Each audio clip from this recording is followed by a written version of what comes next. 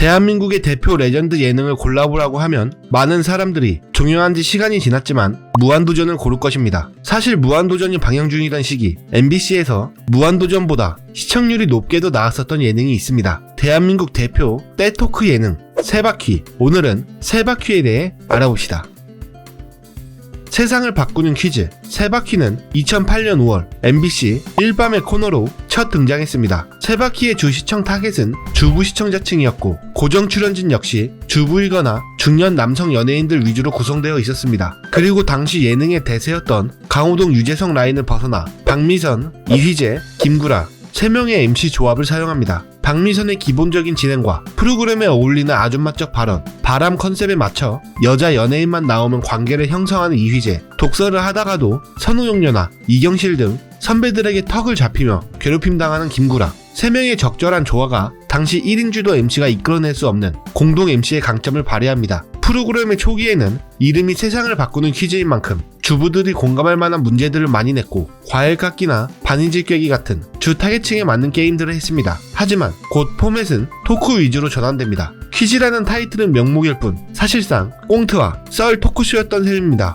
컨셉 전환은 성공적이었습니다. 중년 연예인들이 대거 출연한 만큼 짬밥에서 나오는 노련한 입담과 스피디한 진행으로 긍정적인 반응이 많았습니다. 그럼에도 불구하고 반응에 비해 시청률이 잘 나오지 않았습니다. 그 이유는 경쟁 프로그램이 패밀리가 떴다와 1박 2일 시즌 1이었고 심지어 1박 2일은 MC몽에 합류하면서 최전성기를 이끌던 시기였습니다. 그렇게 세바퀴는 일밤에서 독립해 토요일 오후 10시 30분이라는 늦은 시간대로 변경됩니다. 시간대로 옮긴 직후 첫 방송에서 시청률 14.4%로 자체 최고 시청률을 기록하며 완벽한 반등을 보여줍니다. 그리고 가족끼리 함께 TV를 보는 일요일 오후 시간대에서 토요일 심야 시간대로 옮긴 만큼 아줌마들의 노골적인 입담이 더욱 강해져 당시 커뮤니티에서는 세바퀴에 색바퀴라는 별명을 지어주기도 했습니다. 물론 이런 아줌마 멤버들의 거친 입담이 재미가 되기도 했지만 부담스러운 면모도 있어 호불호가 갈리기도 했습니다. 이런 호불호는 시청자뿐만이 아닌 출연자도 마찬가지였습니다. 프로그램 자체가 기가 센 고정 출연진들이 질비하고 거기에 그 모든 분위기를 잡아 통솔하는 이휘재가 메인 MC로 있어 게스트로 등장하는 출연진들은 꽤나 고생했다고 합니다. 이제서야 밝혀졌지만 많은 출연진들이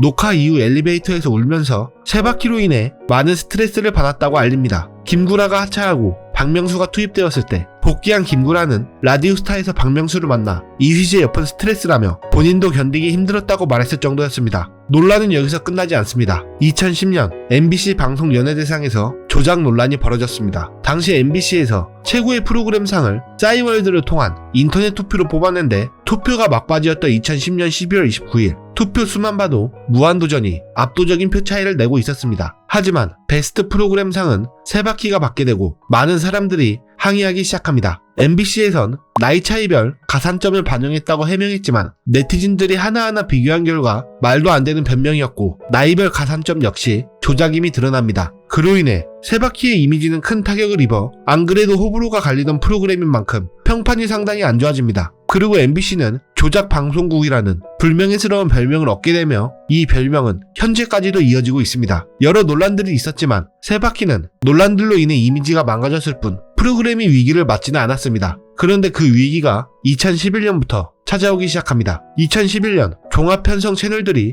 본격적으로 등장하면서 TV의 생태계는 점점 변화하기 시작합니다. 새로 개국한 종편 채널들이 다양한 형식의 예능 프로그램을 제작했지만 시간이 지나도 시청률이 1에서 2%를 벗어나지 못하자 적은 제작비로 만들 수 있는 집단 토크 형태의 프로그램에 집중하며 세바퀴의 포맷을 카피합니다. 그리하여 고부 갈등, 건강, 재테크 등 TV 시청에 충실한 중년층 이상을 노린 다양한 집단 토크 프로그램들이 만들어지게 되고 종편 채널이라 방송 심의에서 비교적 자유로워 센 수위의 발언이 오가는 프로그램들에 밀려 세바퀴의 시청률이 떨어지기 시작한 것입니다. 위기를 느낀 세바퀴는 노선을 바꿉니다. 기존 주 타겟층이 주부 시청자였던 것에서 벗어나 젊은 층을 끌어들이기 위해 고정 출연자이자 프로그램의 상징과 같았던 선우용녀와 이경실 등 아줌마 스타들 대신 젊은 출연자들을 하나둘 배치하고 2014년에는 기자 간담회를 통해 새로운 차별화 전략을 설명합니다. 종편에서 등장한 카피 프로그램들이 중노년층을 타겟으로 잡고 있다면 세바퀴는 세대 통합형 토크 프로그램을 지향하고 MBC는 MC와 패널진 등 인적 자원이 다른 방송사보다 우수하고 10대의 마음을 사로잡겠다며 문희준, 홍진영, 박나래 등 비교적 어린 나이에 패널들을 대거 투입하고 매주 신인 아이돌 그룹을 출연시켜 새로운 스타를 발굴하겠다며 세바스타 코너를 마련하기도 합니다. 하지만 이 선택은 제작진의 의도와 달리 세바퀴를 재도약시키지 못합니다. 출연진들의 나이만 어려졌을 뿐 사실상 기존 세바퀴도 신인 연기자와 아이돌들이 게스트로 자주 출연해 다른 점이 없었고, 오히려 아줌마 스타들이 빠지게 되면서 기존 팬층을 놓치고 새 시청층 유입에도 실패하며 세바퀴만의 정체성을 잃게 됩니다.